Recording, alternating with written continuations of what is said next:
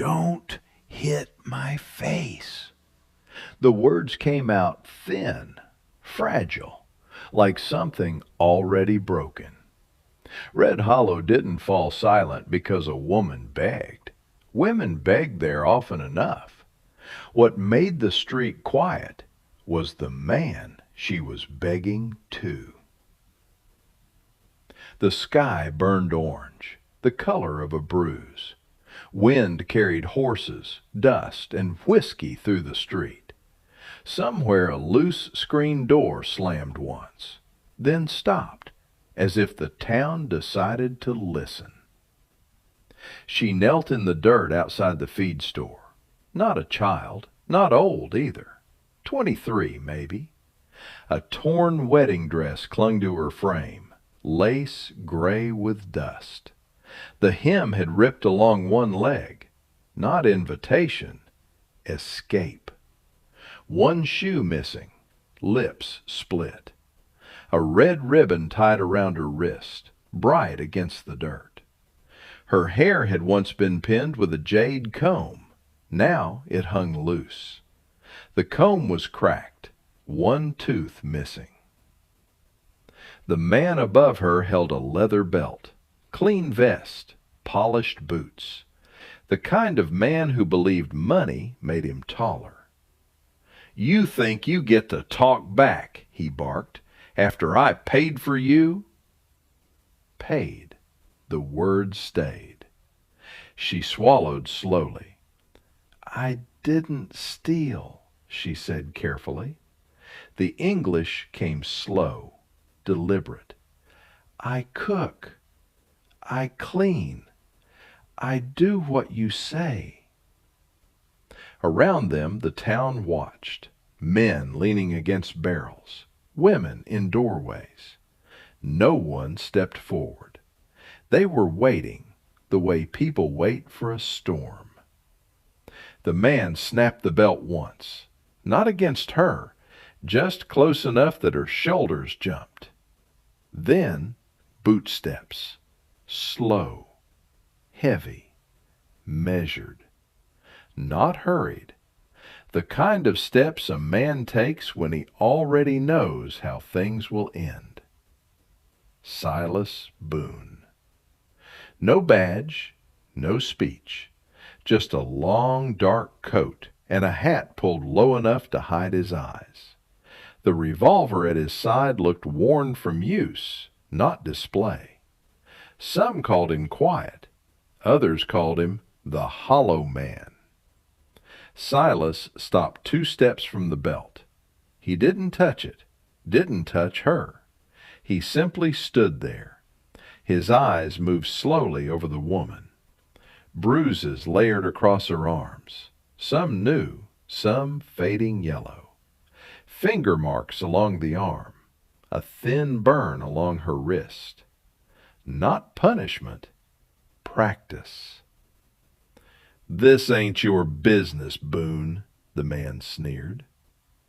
Silas didn't answer. He looked down at the woman instead. The torn lace, the cracked comb, the red ribbon. Let her stand. 3 quiet words, calm as a closed coffin. The man laughed. "You want her? Pay me back." She costs more now. Educated. A few men chuckled. Ugly laughter. The woman didn't react, but her fingers tightened around the ribbon. Not shame. Rage held still. Silas glanced once at the crowd. 2 men suddenly looked away. "I don't buy what's already stolen," Silas said. The smile slipped from the man's face. "You think you're some preacher now?" Silas stepped closer. Not fast, just inevitable. "You can walk away," he said quietly, "or remind me why this town fears my name." The street held its breath. The man hesitated. Only a second, but in Red Hollow, a second mattered. He spat in the dirt and shoved the woman hard. She fell forward, hands hitting the ground. The dress tore along the shoulder. The ribbon flashed red against brown dust. "She's trouble," the man muttered. Silas crouched, slow, careful. He didn't offer his hand immediately. He held it there, open, waiting. The woman lifted her eyes, dark, exhausted.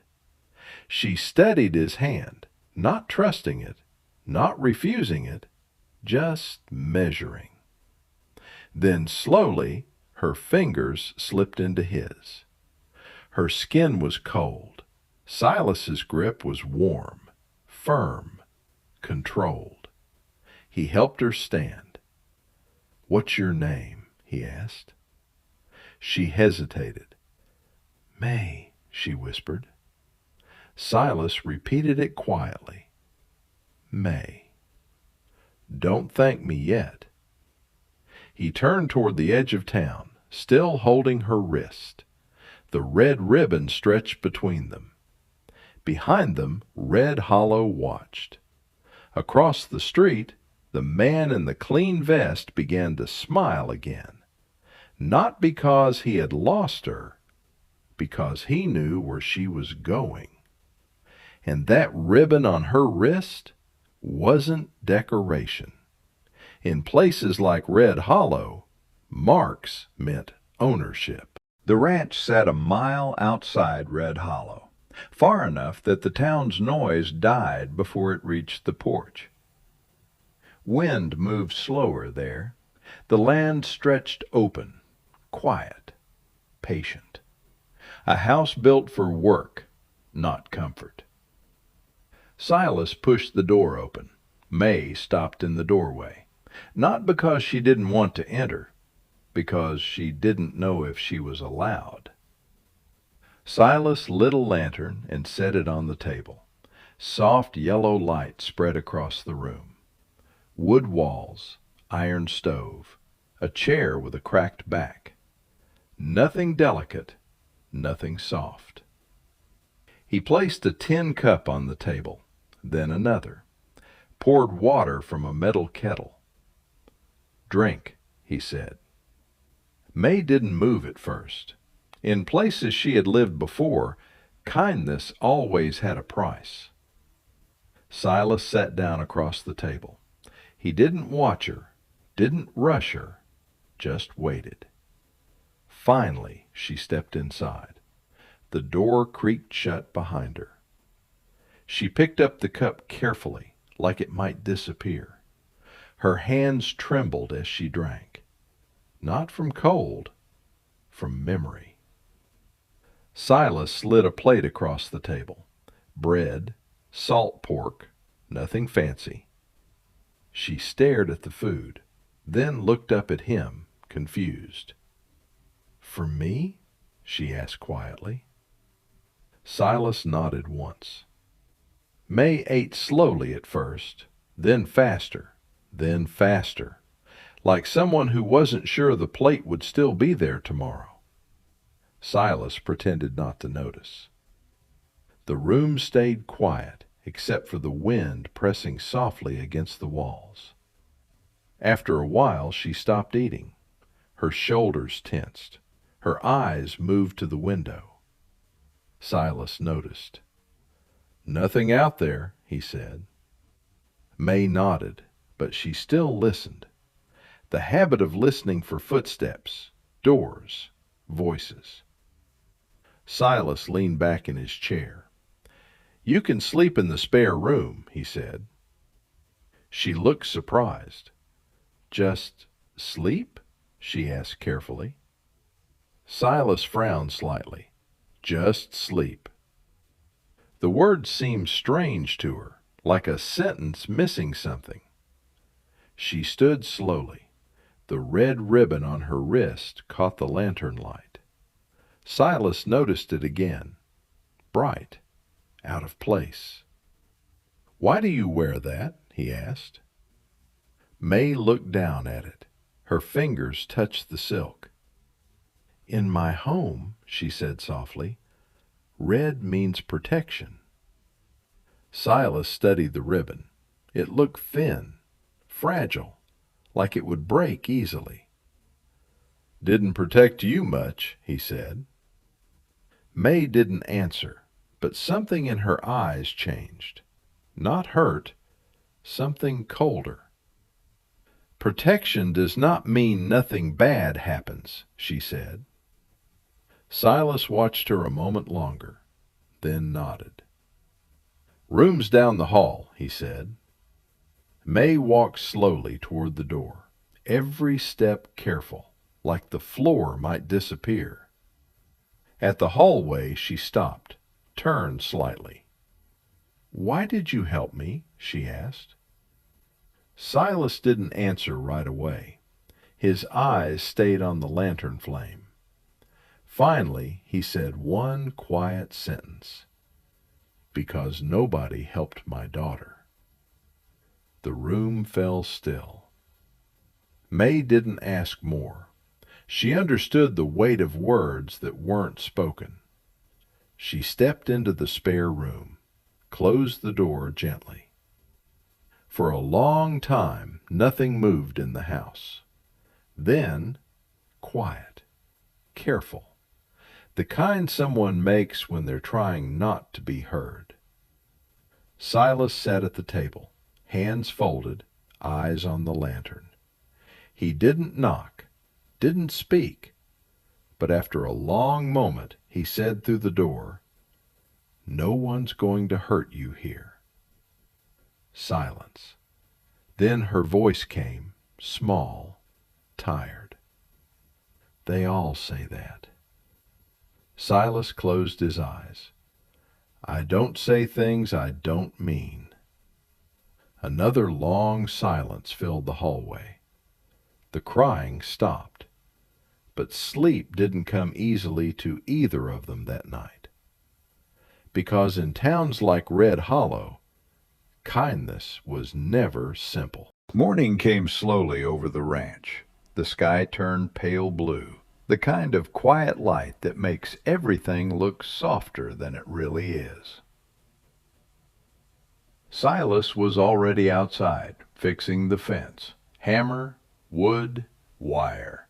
Simple work, work that kept a man from thinking too much. The ranch was silent, except for the wind and the occasional cluck of chickens. Then the door creaked open. May stepped onto the porch, careful, like she wasn't sure she was allowed to stay. Her dress had been washed, still torn, but cleaner. Her hair tied loosely with the same red ribbon. The jade comb rested in her hand, the cracked tooth visible in the morning light. Silas noticed her standing there. He didn't stop hammering, just nodded once. "You're still here," he said. May looked down. "Yes." The wind moved her hair across her face. She brushed it back slowly. "I thought maybe kindness only lasts one night," she said. Silas drove another nail into the fence. "I wrote something on the table," he said. May hesitated. "I saw." 3 words. "You can stay." She had stared at that paper for a long time that morning, as if the ink might disappear. Silas leaned the hammer against the fence. "Can you work?" he asked. May nodded quickly. "Yes." "Then work," Silas said. He gestured toward the chicken coop. The birds scattered when she stepped closer. May crouched slowly, speaking softly in a language the chickens definitely did not understand, but her voice was calm, gentle. After a few minutes, the birds settled. Silas watched from the fence, not smiling, but something in his eyes shifted. By noon, May carried a bucket of eggs back to the porch. Her movements were still careful, still quiet, but steadier now. Silas sat on the porch steps, sharpening a knife. The metal slid slowly across the stone. May stopped beside him. For a moment, neither spoke. Then she noticed something on his forearm, a scar, long, old. "You fight?" she asked. Silas didn't look up. "Sometimes." May nodded, as if she understood more than he expected. Silas glanced at her arms again. The bruises, different ages, different shapes. "Those marks," he said quietly. "That man didn't do all of them." May's hands tightened around the bucket. "No," she said. The wind moved across the porch. Neither of them looked at the other. "I was sold once before," she said finally. Silas stopped sharpening the knife. "My uncle said America was opportunity," May continued. Her voice stayed calm, almost distant. "But first there was a house near the port." She paused. "Then another house." Silas didn't ask questions. He already understood enough. May set the bucket down. Her fingers brushed the red ribbon again. "In my village," she said softly, "red means luck." Silas looked at the ribbon. The silk had started to fray. "Doesn't look very lucky," he said. May gave a small smile, not happy, just honest. "Luck sometimes arrives late." Silas looked out across the land, the wide open fields, the fences, the wind. "Red Hollow isn't kind to fragile things," he said. May followed his gaze. The town sat in the distance, quiet, watching. "I am not fragile," she said. Silas studied her then, really studied her. The bruises, the calm voice, the way she stood her ground without raising it. "No," he said slowly, "you're not." For the first time since she arrived, May smiled. Small, careful, but real. Neither of them noticed the dust rising far down the road, but trouble in places like Red Hollow never stayed gone for long. 3 days passed quietly at the ranch. Wind, work, silence. The kind of quiet that almost felt safe. May fed the chickens every morning, collected eggs, swept the porch. Sometimes she hummed softly, a melody from somewhere far across the ocean. Silas fixed fences, chopped wood, spoke little. But the silence between them no longer felt sharp. On the fourth afternoon, the horses reacted first. One of them lifted its head suddenly, ears forward. Silas noticed. He stepped out onto the porch and looked toward the road. A dust cloud moved slowly in the distance. Not one rider, 3. May followed his gaze. Her body froze before the riders were even close enough to recognize. Her fingers tightened around the red ribbon. Her breathing changed. Silas saw it immediately. "Inside," he said quietly. But May didn't move. Her eyes stayed fixed on the road. The riders came closer. Horses heavy with travel, boots dark with dust. The man in front smiled before he even reached the fence. The same clean vest, the same polished boots. "You got something that belongs to me," he called out. The word hung in the air. Belongs. Silas stepped down from the porch slowly, each step deliberate. No one belongs to you, he said. The man laughed. You think this is charity, cowboy? He pointed toward May. I paid good money. The two men behind him shifted in their saddles, hands resting near their holsters. Silas stopped at the fence. His hand rested near his gun, but didn't touch it. Right away, he said. The man shook his head slowly. You're protecting stolen property. May finally spoke. Her voice was quiet but steady. I am not property. The man looked at her like she had just insulted the weather. You'll come back now, he said. May didn't move. Silas's voice dropped lower. You take one more step past that fence, and you don't ride home. The wind moved through the grass. No one spoke. One of the men behind the rider shifted uncomfortably. Even he had heard the stories about Silas Boone. The man in the vest studied Silas carefully, trying to measure him, trying to find doubt. But Silas didn't blink. Finally, the man spat into the dirt. Fine, he muttered. His horse turned slightly, but before leaving, he leaned forward in the saddle. You think this ends here? He said quietly. Men with ranches forget something. Silas said nothing. The man smiled. Town belongs to money. Then he turned the horse. The three riders slowly disappeared down the road, dust swallowing them again.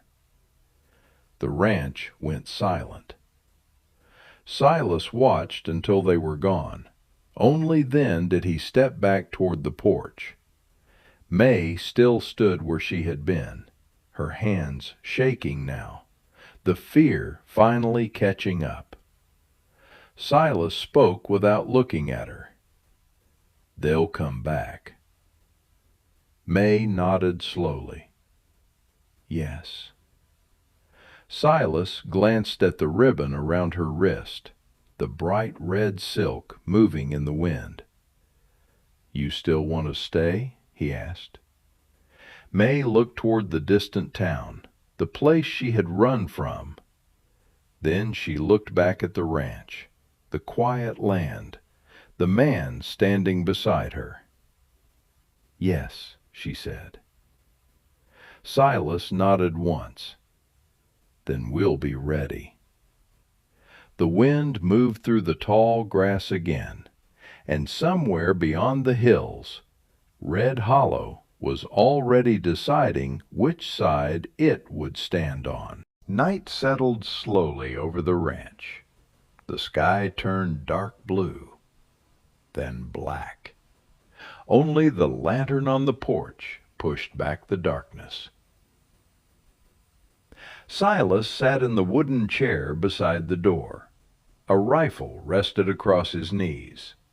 He wasn't sleeping. He hadn't planned to. Inside the house, May moved quietly. The soft sound of dishes, water, footsteps, small sounds that meant someone else was alive in the house. For a long time, neither of them spoke. The wind moved across the fields, the same wind that carried trouble through Red Hollow. Finally, the door opened. May stepped onto the porch. She had changed into a plain cotton dress. Her hair was tied again with the red ribbon. The cracked jade comb rested behind her ear. Silas glanced at her. "You should sleep," he said. May shook her head. "Sleep is difficult." She sat carefully on the edge of the porch, not too close, not too far. The lantern light moved across her face. For the first time, the bruises were easier to see. Silas noticed. His jaw tightened slightly. "You're safe here," he said. May looked at the fields stretching into the dark. "Safe is a word people say," she answered quietly. Silas didn't argue. He understood that sentence too well.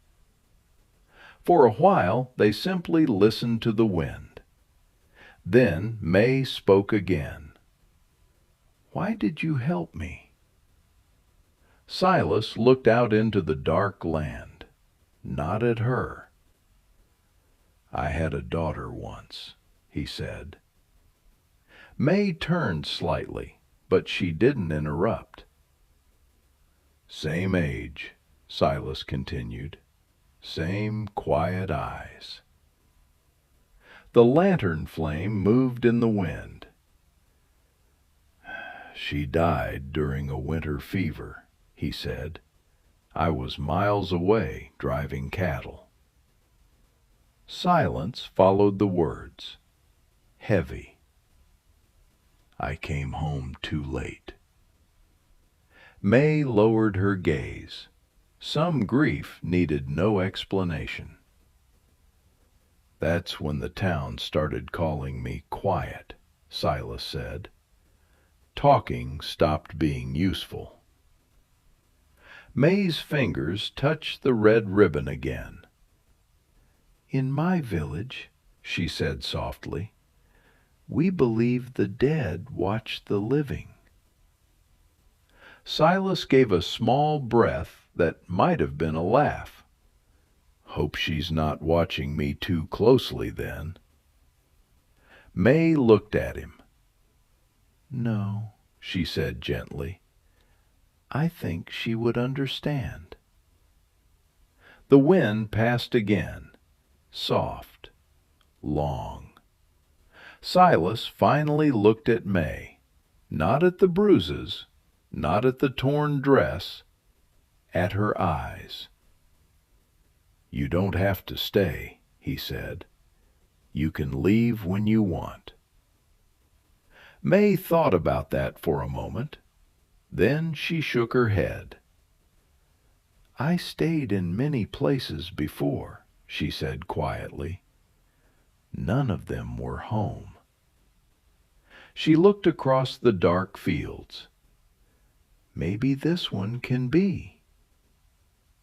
Silas didn't answer right away. Finally, he nodded once. Morning arrived slowly, the sky turning pale over the ranch. May stepped onto the porch again, this time holding a folded piece of paper. Silas looked at it. "Sheriff brought it early," she said. Adoption papers. Silas took the paper carefully. His hands that had held guns and rope and iron, suddenly felt less steady. He signed his name slowly. May watched, her eyes bright. When the paper was finished, she read the last line quietly. May Boone. The name sounded strange in the morning air. Silas looked at her. "You don't have to keep it," he said. May stepped forward, closer than before. "I know," she said. Then she hugged him, quick at first, like she expected him to pull away. Silas froze. For a moment he didn't move at all. Then slowly, carefully, he placed his arms around her. The man who rarely spoke, the girl who once begged not to be beaten, stood quietly on the porch of a small ranch outside Red Hollow. The town would remember the day the silent cowboy stopped a beating. But what they remembered longer was the day a frightened voice became a promise, and the promise became a home.